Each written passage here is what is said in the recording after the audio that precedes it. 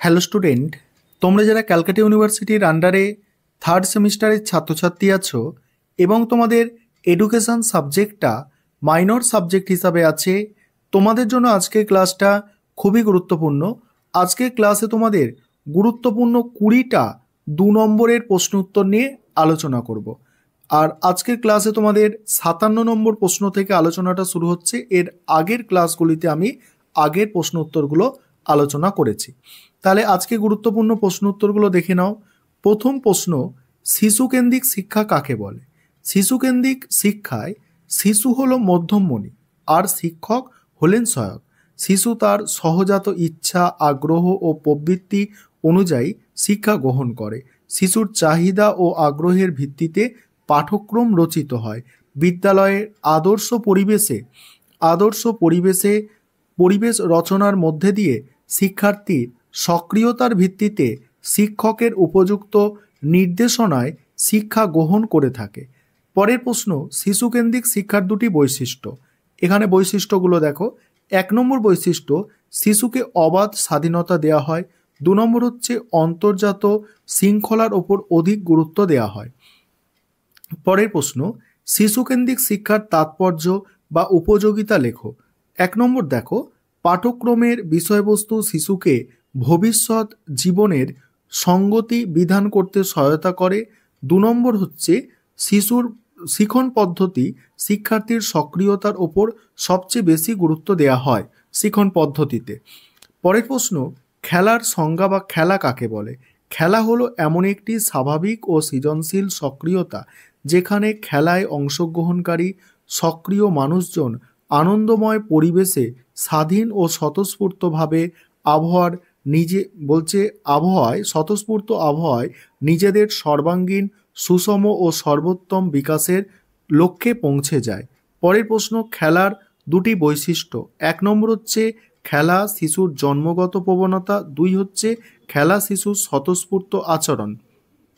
Next প্রশ্ন, খেলা ও কাজের মধ্যে পার্থক্য লেখো। খেলা কাজের মধ্যে পার্থক্য। 1 নম্বর হচ্ছে খেলার মাধ্যমে শিশু আনন্দ পায়, অন্যদিকে কাজে সর্বদা আনন্দ থাকে না। তারপরে 2 নম্বর, খেলায় মানসিক চাপ থাকে না, অন্যদিকে কাজে মানসিক চাপ থাকে। পরের প্রশ্ন আছে, খেলাভিত্তিক শিক্ষা কাকে বলে? খেলাভিত্তিক শিক্ষা মূল কথা হলো শিক্ষাক্ষেত্রে বা পাঠদানের ক্ষেত্রে খেলার বৈশিষ্ট্যগুলি সংযোজিত করতে হবে, অর্থাৎ শিক্ষার মধ্যেকার ব্যবধান বাধ্যবাধকতা যা তাকে এতদিন কাজের পর্যায়ে রেখেছিল তার সেই বাধ্যবাধকতাকে দূর করতে হবে। পরের প্রশ্ন আছে, খেলাভিত্তিক শিক্ষার দুটি বৈশিষ্ট্য লেখো। দেখো, পরের প্রশ্ন উত্তরগুলো আলোচনা করব। তার আগে যে বিষয়টা তোমাদের বলার আছে, তোমাদের জন্য এই সাবজেক্টের ওপরে অর্থাৎ এডুকেশন মাইনর সাবজেক্ট থার্ড সেমিস্টারের স্টাডি মেটেরিয়াল আমাদের তৈরি হয়েছে। তোমরা যদি কেউ স্টাডি মেটেরিয়াল পারচেস করতে চাও তাহলে নিচে যে নম্বর দেখতে পাচ্ছ এই নম্বরে যোগাযোগ করে স্টাডি মেটেরিয়াল পারচেস করতে পারো। অনেকেই স্টাডি মেটেরিয়াল পারচেস করেছে, তোমাদের যাদের এখনও স্টাডি মেটেরিয়াল পারচেস করা বাকি আছে তোমরা নিতে পারো। পরের প্রশ্ন, খেলাভিত্তিক শিক্ষার দুটি বৈশিষ্ট্য। 1 নম্বর হচ্ছে খেলাভিত্তিক শিক্ষায় মুক্ত শৃঙ্খলার মধ্যে দিয়ে শিক্ষার্থী স্বাভাবিকভাবে শৃঙ্খলিত হয়। 2 নম্বর হচ্ছে খেলাভিত্তিক শিক্ষা সৃজনমূলক কাজ। পরের প্রশ্ন, খেলাভিত্তিক শিক্ষার গুরুত্ব বা উপযোগিতা লেখো। খেলাভিত্তিক শিক্ষার গুরুত্ব বা উপযোগিতা। 1 নম্বর হচ্ছে খেলাভিত্তিক শিক্ষা ব্যক্তিকে ভবিষ্যৎ কর্মজীবনকে গ্রহণ করার প্রশিক্ষণ দেয়। 2 নম্বর হচ্ছে খেলাভিত্তিক শিক্ষা শিক্ষার্থীর পাক্ষবিক ভারসাম্যের পক্ষে বিশেষ উপযোগী। পরের প্রশ্ন, কে কবে কিন্ডারগার্টেন স্কুল খোলেন? দেখো, 1837 সালে ফয়বেল কিন্ডারগার্টেন স্কুল খোলেন। নেক্সট প্রশ্ন আছে, কিন্ডারগার্টেন পদ্ধতির প্রবক্তাকে? কিন্ডারগার্টেন পদ্ধতির প্রবক্তাও ফয়বেল। তারপরে দ্য এডুকেশন অফ ম্যান গ্রন্থের লেখককে? অগাস্ট ফয়বেল। পরের প্রশ্ন, কিন্ডারগার্টেন শব্দের অর্থ কি? কিন্ডারগার্টেন শব্দ হচ্ছে একটা জার্মান শব্দ যার অর্থ হচ্ছে শিশু উদ্যান। নেক্সট দেখো, কে উপহার ও পেশার মাধ্যমে শিক্ষাদানের কথা বলেছেন? ফয়বেল। কে বিদ্যালয়কে বিশ্বের ক্ষুদ্রতম সংস্করণ বলেছেন? ফয়বেল বলেছেন। কিন্ডারগার্টেন পদ্ধতির দুটি বৈশিষ্ট্য। 1 নম্বর হচ্ছে আত্মসক্রিয়তা এবং খেলার মাধ্যমে শিক্ষা। 2 নম্বর হচ্ছে শিক্ষায় আনন্দ অনুভূতি সৃষ্টি করা। নেক্সট আছে দেখো প্রকল্প পদ্ধতি কাকে বলে।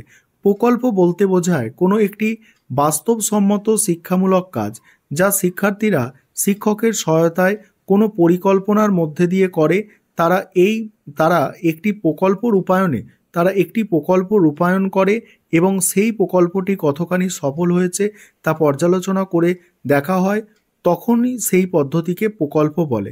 পরের প্রশ্ন, প্রকল্প পদ্ধতির দুটি বৈশিষ্ট্য লেখো। 1 নম্বর হচ্ছে প্রকল্পের প্রতিটি কাজ হবে সমস্যা যুক্ত। 2 নম্বর, সমস্যাযুক্ত কাজটি কতগুলি নির্দিষ্ট উপযোগী উদ্দেশ্য থাকবে। তারপরে কি বলা হচ্ছে দেখো, প্রকল্প পদ্ধতির কয়টি স্তর ও কি কি। প্রকল্প পদ্ধতির হচ্ছে 4টি স্তর আছে। উদ্দেশ্য নির্ধারণ ও প্রকল্প গ্রহণ, 2 নম্বর হচ্ছে পরিকল্পনা, 3 নম্বর কর্ম সম্পাদন, 4 নম্বর হচ্ছে মূল্যায়ন।